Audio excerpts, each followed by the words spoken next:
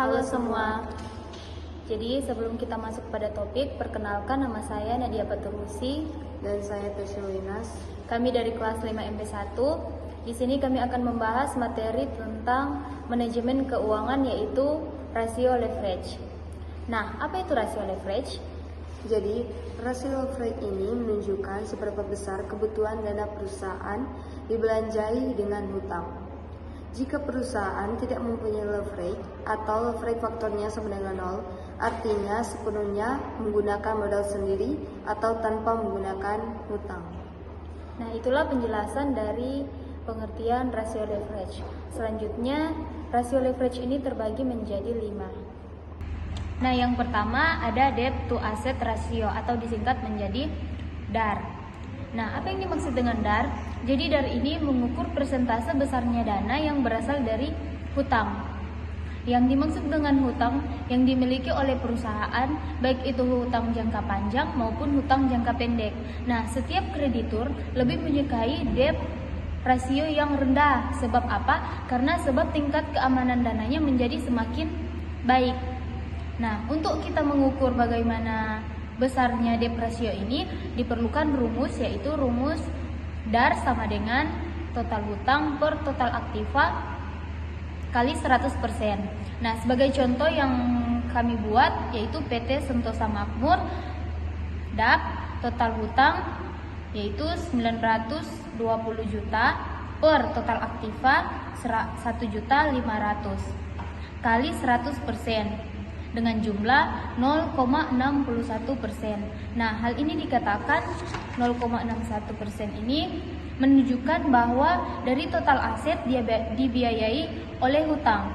Nah, secara umum semakin rendah rasio semakin baik karena menunjukkan risiko keuangan yang lebih rendah dan lebih banyak pembiayaan dari ekuitas atau sumber lainnya.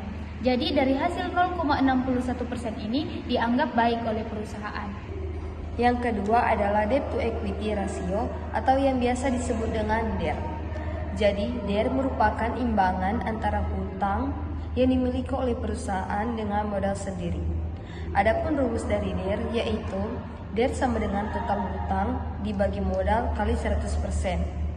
Nah, contohnya pada keuangan PT Sentosa Makmur memiliki total hutang sebesar 920 juta dan modal sebesar 580 juta.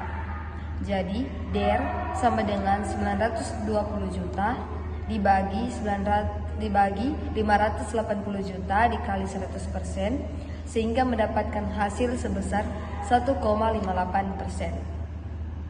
Artinya, dengan DER sebesar 1,58% menunjukkan bahwa perusahaan memiliki banyak hutang dibandingkan ekuitasnya.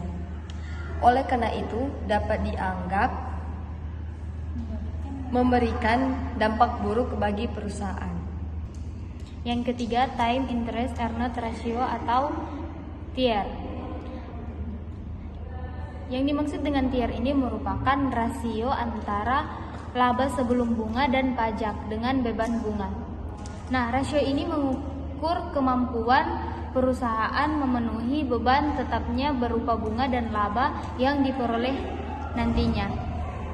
Nah, rumus dari TIR ini yaitu time interest earned ratio sama dengan laba sebelum bunga dan pajak per beban bunga.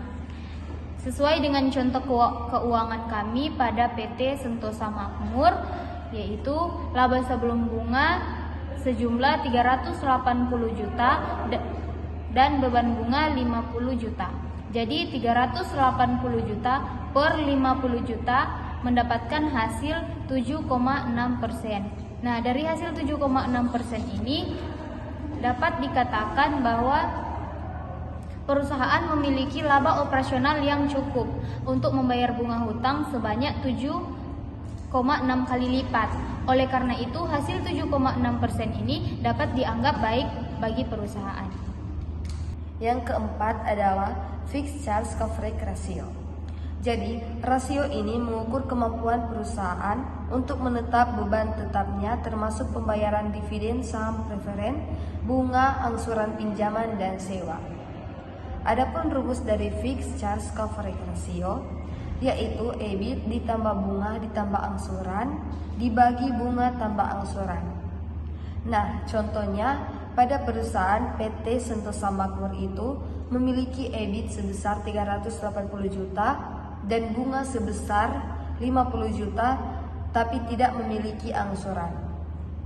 Sehingga fixed charge coverage ratio sama dengan 380 juta ditambah 50 juta ditambah 0 dibagi 50 juta ditambah 0 dan mendapatkan hasil sebesar 5,8%.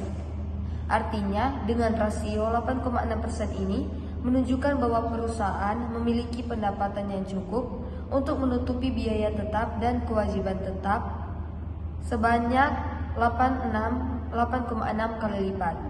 Oleh karena itu, hasil di atas 8,6% dapat dianggap memberikan dampak baik.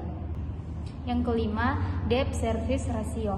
Nah, debt service ratio ini merupakan perusahaan dalam memenuhi beban tetapnya termasuk angsuran pokok, pinjaman yang nantinya hasilnya dalam bentuk sekian kali. Nah, adapun rumus dari debt service ratio ini yaitu debt service ratio sama dengan laba sebelum bunga dan pajak per bunga tambah sewa tambah angsuran pokok per 1 kurang tarif pajak. Nah, sesuai dengan contoh keuangan dari PT Sentosa Makmur yang sudah kami hitung, laba sebelum bunga dan pajak sebesar 380 juta dan bunga sebesar 50 juta. Jadi 380 juta per 50 juta tambah 0 per 1 kurang tarif pajak yaitu 0,4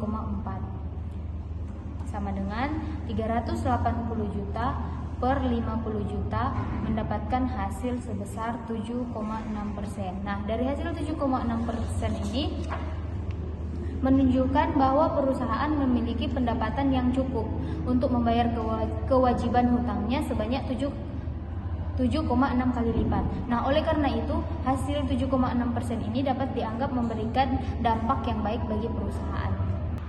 Nah, itulah yang menjadi hasil pembahasan kami mengenai rasio leverage. Dan kesimpulan yang kami dapatkan yaitu hasil dari rasio leverage ini ada yang bisa menimbulkan dampak baik bagi perusahaan, tapi ada juga yang bisa menimbulkan dampak buruk bagi perusahaan. Sekian dan terima kasih.